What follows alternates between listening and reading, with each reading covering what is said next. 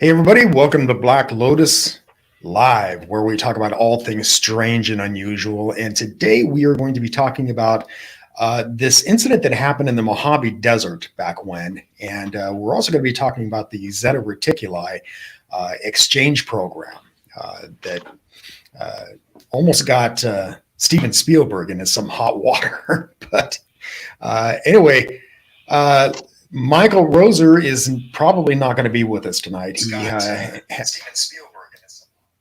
He has some family matters he had to address, and he said if he got back in time, he would join us. But fingers crossed. But anyway, we have Wild with us as well as Kimberly O'Connor. How you doing, guys? Very good. Hi, how you doing? Great, great. Enjoying your weekend? Absolutely. Very much. Very much. So, Kim, why don't you start us out with that Mojave incident, the Mojave Desert incident? The Mojave Desert incident was really a new one to me. It was an incident that happened back in '89, and it was a couple, and they just are now coming forward about it because of all of they were afraid, just like everybody else. And their name is Steve and Dawn Hess, and they were just looking to get away for a little bit. They had two little ones at home, and they were just looking to take a little bit of time for themselves. So they just went out to Mojave Desert. Wasn't originally where they had intended to go. They just wanted to camp out for the night or the weekend, but the campgrounds that they had chose evidently was booked. So they ended up in the Mojave Desert. And they set up camp and everything, had dinner going, and had their fire. They were sitting there relaxing, and all of a sudden Steve's seen in the background. He didn't say anything to Dawn, but he's seen in the background what looked like a light or a real shiny, bright, object coming towards him out from behind the mountains. And Steve had already had incidents where he had seen UFOs and whatnot before. So he kind of had a feeling about what this was. So they moved on, and he let it go. He didn't say anything to Dawn, but she was watching his face. So she kind of locked on, and for as long as they've been together, a husband and wife kind of can tell what's up. So they were continuing to have small talk, finishing their dinner or whatever at the campfire, and then all of a sudden Dawn sees something, and she points it out to Steve, like, what is this? And by that time there's more than one. She's seeing between 12 and 20. Wow. And yeah. And they're coming right over the whole entire desert. And after a period of time, they started seeing things that looked like, she thought, well, we don't know what this is. So they thought maybe this is, at first she thought that they were being invaded by the Russians, that they were going to drop down and invade the desert. Yeah. But after a period of time, it formed the capital M formation. And she said that they looked like it was like linked together, like all of the crafts were linked together. They disregarded the fact that they were not weather balloons. And after they started getting closer and closer, they got about a mile in, and all of a sudden they noticed that they started what appeared to be dropping. Looked like she thought that they were dropping parachutes, people out of parachutes. And this wasn't hundreds, this was thousands. This was 1,000. So it's like an army to them. So now they're really scared, and they didn't know what to think. And Steve had already, like I said, Steve already had prior incidents with UFO, so he kind of had that in the back of his mind the whole time. And what really scared him, excuse me, what really scared him was the fact that all of these that are dropping from the sky have red eyes. Right. So you're looking at about 1,000 or more of beings dropping from the sky with red eyes. That's going to scare anybody. Right. And so they noticed that they started to move closer to him. It's not like they were staying far apart. It was like that. She said that the craft looked like that they were scanning the desert for something, whether she thought maybe minerals or something in the ground. That's very common. A lot of people say that when they see UFOs, they get the impression that they're doing some kind of surveillance or scanning, like a kind of job. It's very job-like. Right. Yeah. Just like, we've heard about the, for gold and that clear back at the beginning with the Anunnaki and that. So she said that you've seen all of these red glowing eyes and they're all coming towards them. So yeah, the fear's already setting in because they have no idea the Mojave Desert doesn't have smooth, roads and things like that. Everything's all rocky. Yeah. So, but they've seen that they're all moving like in unison, towards them, and they're not knowing what to do. So Steve thought it'd be best if they got in the back of their truck or their camper and he put the tailgate up, and he got his rifle and his shotgun, locked and loaded, and he's got ammo in his vest and everything. He's ready, but he's still trying to protect his wife in the same respect. And when it came down to it, that these they described them as being monkey-like beings. And they're like little children, but they were climbing all over the bushes in their camper and everything. And she said that the more fear that was in her, the more they reacted to that. It's like they gave them like that adrenaline. Yep. That energy. Yep.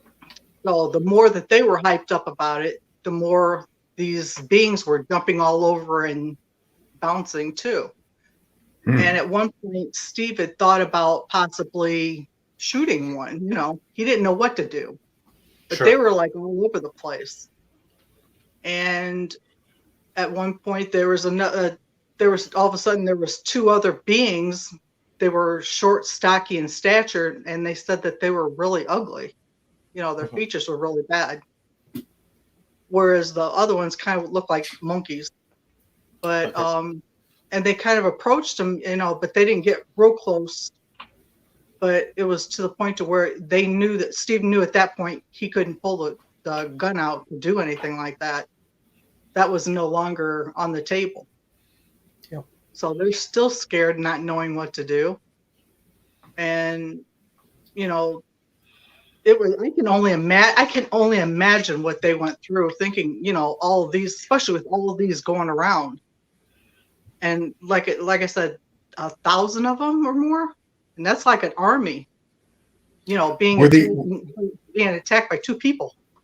Two people being attacked by them. Were they eventually abducted? Yeah. Well, yeah, they got loss of time. There was another being after the two Sentinels came out and basically told them not a good idea. Basically, in so many terms, Steve felt that it was not a good idea to shoot any of them. That they seen an angelic being that was more human looking coming from down, and basically let them know that not to be afraid, and that they felt a little bit more comfortable. But they had loss of time, and she said that they felt like their camper was being like pulled, like there was a force pulling them, but yet they were in the same spot, but yet it felt like it was being pulled.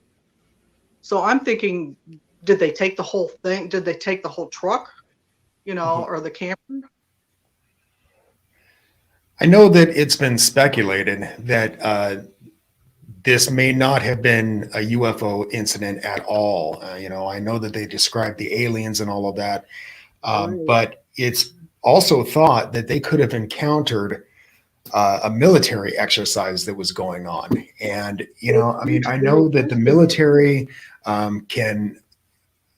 has used gases that will cause hallucinations. There was a fault that was to basically sedate him in a sense. Right. And so it's entirely possible that they just hallucinated aliens instead of actually seeing these aliens. However, two people aren't going to be able to see the same hallucination necessarily. You know Right. what I mean? And they kept pinching each other to make sure, are you seeing this? Are you seeing what I'm seeing? Mhm. And, you know, they're talking back and forth in a sense, you know, so they're kind of on the same page. Yeah. Yeah, I don't know. Ralph, what do you think? I don't think it was us. I think that it was aliens, only because, like you said, two people can't have the same hallucination, and why you can't really dismiss all the ships and all these monkey-looking things. Right. Yeah. At the first, when I first started listening to the story, I was thinking androids maybe, but she said that they were really moving. They weren't moving like in a robotic, you know, way or anything. They were moving as if they were actual beings. Mm-hmm. And they even dismissed the fact that it was government. So I don't know. Yeah. They waited a long time before they come out with their story, though. Understandably. Yeah. Right. Wild, what are your I mean, thoughts? I've never heard of anything like this before. I think that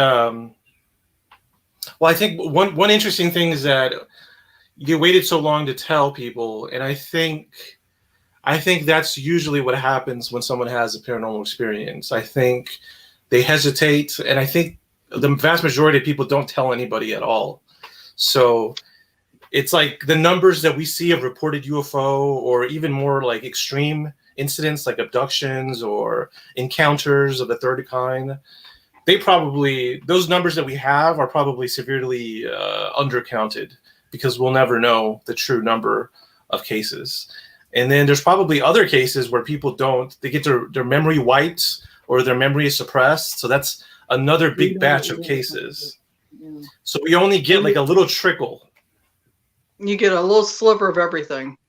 Yeah. It is unique because of it's unique and it's not unique.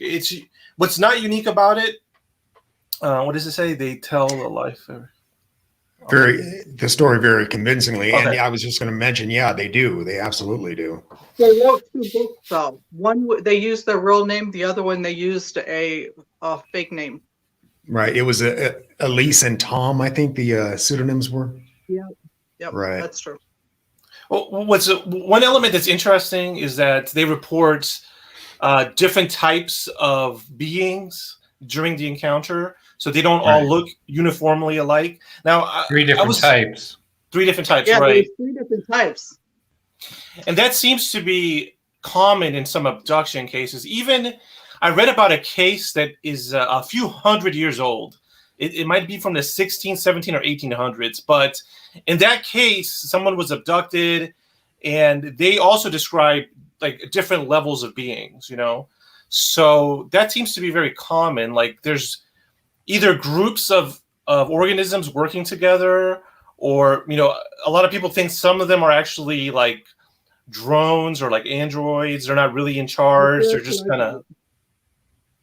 I think different levels of intelligence is what it sounds like to me. Like the little monkey beings being, you know, like children, kind of like bouncing off the walls. And then you have the 2 sentinels that came in that were like a hierarchy over them. And then you had the angelic being coming in, being like superior over that even. Right. And in fact, in my own abduction incident, there were 2 beings there. There were the small grays, and then there was a tall gray that seemed to be leading up the whole operation. So I think you may be right with different levels of intelligence. Yeah. And then the other thing it reminds me of is insect community. So certain insects have within the same species, they have different forms and different jobs. Like bees have different types of bees, worker bees, the queen bee, and then there's like soldier bees, ants, termites. And a lot of people do report that that there are insect-looking aliens, like praying mantis-like. Right, mantis. Yeah. And I've heard the grays, and this isn't too. I mean, if you really look at a picture of an ant, you look at the ant's head magnified, it looks a lot like a gray. It looks like a gray. So I think some Native Americans have even referred to grays as ant people. They say they come from under the ground, and they're the ant people. So there's some similarities there to like insect cultures or insect morphology and behavior. But I do believe it happened. It is outrageous, but I've heard, similarly outrageous stories of people encountering weird creatures and stuff like that. Yeah. Kim, do you know if they reported what happened once they were abducted, or did they just report missing time? I don't even know that they reported it, to be honest, not until after a while. I think I don't think they said anything to anybody. I think that they let a lot of time lapse before they ever did come forward. And that's typical also of abductions. Yeah. Well, yeah, but what I'm saying is that once they did report it, did they report what happened during the missing time? That I'm not sure. Yeah. Yeah, I don't know. I happen to believe their story. I think that they sound very credible, actually. Yeah, they sound incredible. Yeah.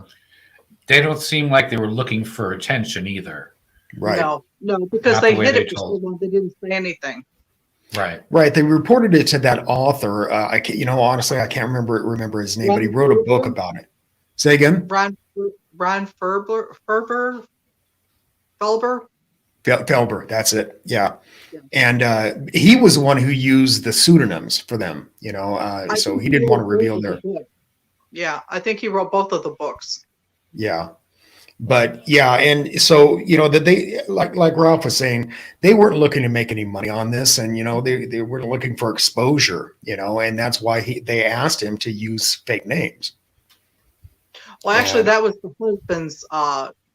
the husband's request. It wasn't so much hers, but it was Steve's, and it could have been maybe just because of just like everybody else, a lot of everybody else, afraid of saying anything for fear everybody think you're crazy. Yeah, yeah. Did he have any other incidents after this happened, like a continued history of paranormal events? I didn't hear of that. Okay, perhaps not then. Yeah.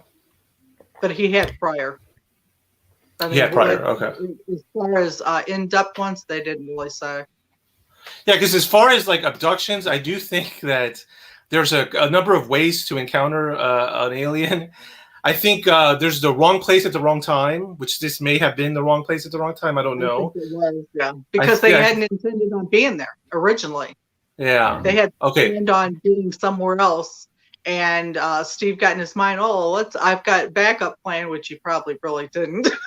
And they just took off to the desert just to, be by themselves because they had 2 young children. They were just trying to get away and have a bit of a break. Right. I think another form is that you're being targeted by these grays. Maybe it's like a family connection, or you're a child and it starts off as the children. That's the second way. Go ahead. No, go ahead, hon. Go ahead. Oh, and the third one, and there's probably more, but the third one is you purposely try to get abducted, which I do think can happen. There's different ways of doing it. I have a guy that drives me nuts about that. Oh, yeah, he's crazy about. But as far as the family thing, I do believe in my research on things like this. They have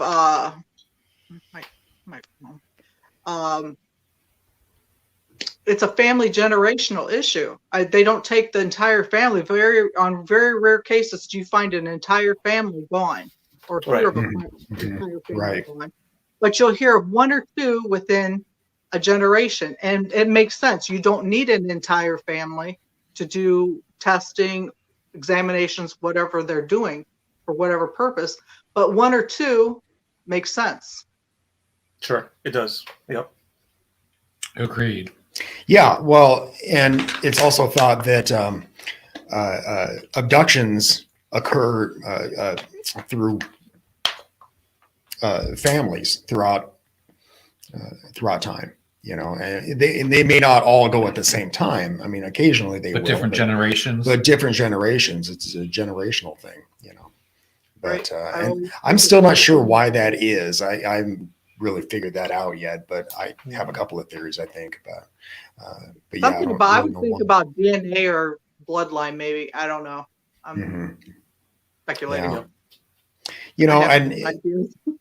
Well, one theory is, you were talking about bloodlines, and one theory is that these families that are being abducted have alien DNA, and possibly they have been genetically injected with the DNA. I think that, we were originally supposed to have a guest on with us tonight who claims that she is pretty much 3/4 reptilian because she's been injected with alien DNA, but unfortunately she couldn't make it tonight. But yeah, getting back to this story though, I'm pretty sure that I believe her or believe them, about what had occurred. And there's been a lot of things that have happened in the Mojave Desert, related to this sort of thing. Yeah, and you can tell in their voice too. If you listen to them when they're talking, you can tell in their voice they still have a lot of hesitant. Yep. Yeah. I mean, it's not like they're just, joyfully telling this. You can definitely see and hear that there's some hesitant in talking about it, even as of yet. Mm-hmm, mm-hmm. So let's talk about that incident that apparently occurred back in the back in the 60s. But what had happened was that evidently shortly after the Roswell crash, one of the beings was still alive, and he was originally he didn't speak whatever it was, didn't speak English. It spoke in like low murmurs, and our military and our scientists couldn't understand what it was saying, but evidently it was intelligent enough to quickly learn the English language. And so it was working with the military, and they were allowing it to try to correspond with its race on another planet. And the planet was apparently called Serpo. And so it was unsuccessful to try to reach its other people. And eventually the being died. And by the way, they had called the being EBE-1 and extraterrestrial biological entity 1. Right. But anyway, it eventually died without being able to contact its people. But then evidently the scientists continued the work, and they were eventually in contact with these beings on Serpo. And so the beings came here, and evidently they did some sort of exchange program. And right. They so what we did is we trained, I think it was 12 astronauts. Yeah, 10 men and 2 women. 10 men and 2 women, yeah. And to go to Serpo and spend like 10 years there, and in exchange for that, we would receive their alien technology, and which was very advanced. And it's thought that this is how we have been able to backward engineer UFOs. This is thought how we have gone from dial-up rotary phones to computers in our pockets so quickly. But I guess there was a big criteria for these people and what was required of them. I mean, first of all, they couldn't have any family. They couldn't be married. It was strongly discouraged for them to have any family that would miss them, because basically they would orphans in a sense. Yeah, essentially, yeah. And the reason being is because they didn't want to have to answer to anybody who would question their disappearance. But anyway, they have that. I'm sorry, say again, Kim. I said because if something happened, then they'd have to deal with them about that as well. Right, exactly, and thereby admitting what they had done, but anyway, I guess the end of Close Encounters of the Third Kind by Steven Spielberg was almost changed because it depicted what had happened, when Richard Dreyfuss goes and those other people go on board the ship. And so I guess NASA wrote a strongly lettered letter to Steven Spielberg and demanded that he change the ending, and he didn't do it. I'm kind of thankful to him that he didn't do it. I'm glad he stood his ground on that. But I'm really surprised. And apparently, he was talking to Ronald Reagan about the movie, and when Ronald Reagan had watched the end of the movie, he said, "You don't know how close you are to the truth in that." So evidently, he knew about the program as well, which I think is very rare today for a president to know something like that. Recently, Obama came out on some show. I don't remember the name of the show. I don't remember what talk show it was. But anyway, and he said, and prior to this, he said that he didn't know anything about aliens or UFOs or anything like that. But now he's saying, yeah, he does know something about it, but he couldn't go into it. Yeah, he wanted to tell about it before. Yeah. He was on a talk show at the beginning of his presidency, and one of the guys, whoever was talking to him, asked him about it, and you could tell he so wanted to tell what he knew, and he couldn't. Yeah. But what I'd like to know, because they spent 10 years there, and they eventually came back. Actually, 2 of them stayed. Oh, that's right. 2 stayed. That's right. But nothing has been leaked about what they may have experienced when they were there. And that's what I'd like to know. I'd like to know what it was like on this planet. Yeah, they had to write out a 3,000-page report on that.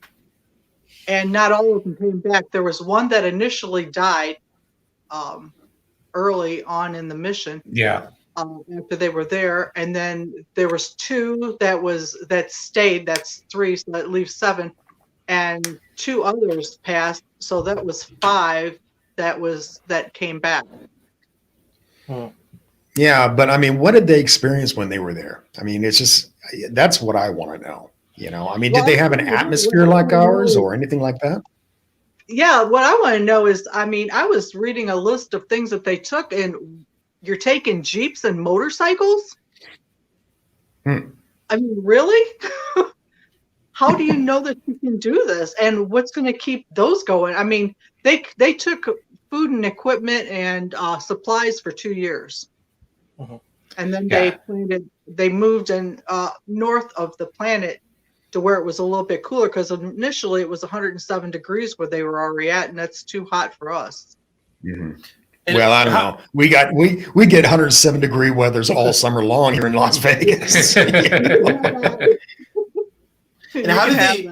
I missed this part, but how did they get there? How did they get to the Zeta Reticuli? Eventually, or rather, evidently, a large ship came to get them. Okay. So yeah, and like I said, Steven Spielberg's Close Encounters of the Third Kind was depicted it almost exactly. So. Okay. Yeah, because I have heard stories about. Oh, go ahead, Kim. No, I'm sorry. Well, they took one in Close Encounters. They did take one at the very end with them. Yeah, that was Richard Dreyfuss. Yeah. Because I have heard encounters where people say that they get to this point where they're interacting friendly with an alien, and they're by the craft, and they get invited to go on the craft, and a lot of them, they say they decline. They politely decline. They're like, I don't think I want to go with you wherever. Yeah. I don't know if I would want to go with them, honestly. As curious as I am about their home planet, I don't think I could do it. You know?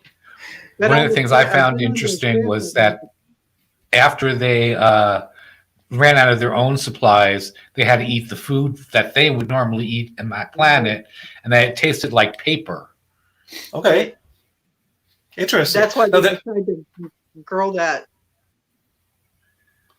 The paper thing is interesting because there is that one case about the man from Wisconsin that had a UFO land in his yard, and they asked for water, and they were cooking these pancakes, and he asked for some, and he ate it, and he said it was like the blandest food imaginable. So that matches up. Yeah, I remember that story. I thought it was kind of amusing, actually. Yeah. That the aliens would come make them pancakes. Truly the international house of pancakes. Interstellar house of pancakes. But the thing is that like you were saying, that they brought motorcycles and Jeeps with them. What would happen when they ran out of gas? I mean, I can't imagine. Well, what possessed him to even think about that to start with? All right. Yeah. I was amazed at that. And then to find that they had 2 sons, and there was a total of, on Serpo, there's only one species, and there's 650,000 of those. That was the population. I'm surprised that the population was so low as opposed to like Earth, where we have, over almost 8 billion people on the Earth, but maybe that's the right thing to do, I think it's the Georgia Guidestones has a rule about that to keep the population low. And I've always thought that maybe it was, it would be easier to control the masses if the population was low. However, if you keep the population low, it'll not deplete the planet's resources like we are doing now, So very quickly. Yeah, that makes sense. About their religious beliefs and their technologies compared to what we have here. That was what I was curious about too. Yeah, I'm of the opinion actually that advanced species like that would have gotten away from religious superstitions. I think that their whole mindset would have been based on technology rather than dogmatic rules enforced by religions. But I mean, do they believe in a God or one creator as we do, or whatever? In a lot of religions, how would they base that? Yeah, I don't know. I don't know, but I'm of the opinion that they wouldn't even believe in a God necessarily. That they would believe in science more than that, And so collectively, they wouldn't believe in a God. But again, I don't know. But that's just my opinion about it. Yeah. I'm also fascinated that it's 40,000 light years away, but it took them 10 months to get there. Yeah. But again, that's advanced technology, I think. I think they've possibly made use of wormholes and such, Oh, sure. What do you think about the religious aspect, atheist? I think they probably would believe more like I believe, that there's a very slim possibility that there is something out there, but it's not any of the religious aspects of what we say today. I think that they would be more, like you said, into the technology and advanced in that aspect. I think it's just inevitable with an advanced species like that. Yeah. I just think so. But Wild, what are your thoughts, man? Well, I think I really am under the impression that what these grays are, the creatures that are visiting us, no matter where they're from, I 100% believe they do not have all the answers. I don't think we should believe that they know everything. I believe they're a lot more advanced than us. Like I said, I also believe whatever is abducting us, there's probably something that is abducting them that's above them. Yeah. So if you look at religion as an explanation for answers that you can't really find yourself, then perhaps they have some form of religion. Because like I said, I don't think these things have the answers to every single question. So perhaps to fill in those gaps, they have their own version of religion. They do seem to be very spiritual. So perhaps their religion doesn't involve any deities. Perhaps they don't worship anybody, but they are religious in that they're very spiritual, perhaps. Right. Yeah. And that's That makes something that sense. I've heard many times from abductees, that these beings are more like spiritual entities rather than actual biological beings. What I experienced were, I think, biological beings. But, who knows? Maybe they could. Bam says they're bugs with technology. Nice. And that's probably not too far from the truth, actually. But yeah, I don't know. So I think this is going to be a relatively short show today. Like I said, we had a guest that was supposed to be on with us, but she backed out at the last minute, unfortunately. And so we had a whole show set up for that. And so we just came up with these two topics on the fly tonight. And so there's only so much we can actually get into with both of them, because there's actually only so much known about it, both of the incidents.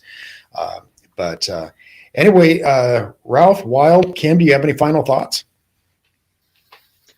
No, I just thought that it was the one thing that I did find interesting was they said that they didn't have any communication with the Ebbs until past 1985. Well, you're already admitting that you had contact with aliens. Yeah, Just exactly. I will say that one thing that I haven't got into much myself. I don't know why I haven't looked into it or I haven't considered it, because it's like a step above the topics I've been considering. So I know the government knows about UFOs. I do believe there's crash retrievals. But the one topic that I haven't gotten into, not because I don't think it's possible, just because it's a step above everything, is the idea that governments are actively working with aliens. That is something I haven't really started researching. I haven't even begun to wrap my mind around that. But I guess it could be possible as well. Well, I think it's all speculation, really, at this point. And until, the government, the Department of Defense and Intelligence releases this report that's supposed to come out in June. And again, as I've said before, I'm not really holding my breath for anything pertinent.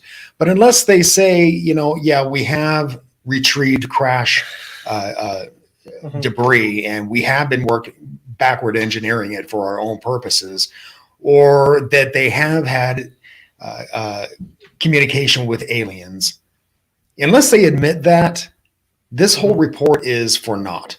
It's just going to be more of the same, I think. Yeah, I agree. And honestly, I don't see the government ever doing that.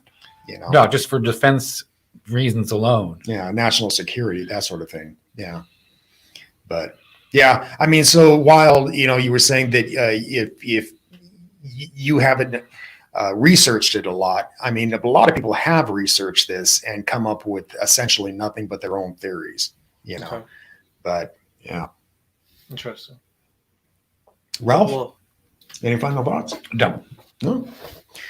I All just think these are interesting cases. Yeah. Well, folks, thanks a lot for watching at home and abroad.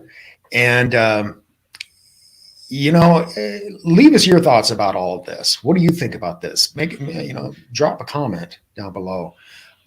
We have links in the description for all of our stuff that we have going on. If you like what we do, buy us a cup of coffee, and you can do that for as little as like $5. And I have a link for that, and it's called Buy me coffee, I think it is. But yeah, definitely check that out. So yeah, until next time, keep thinking and question everything.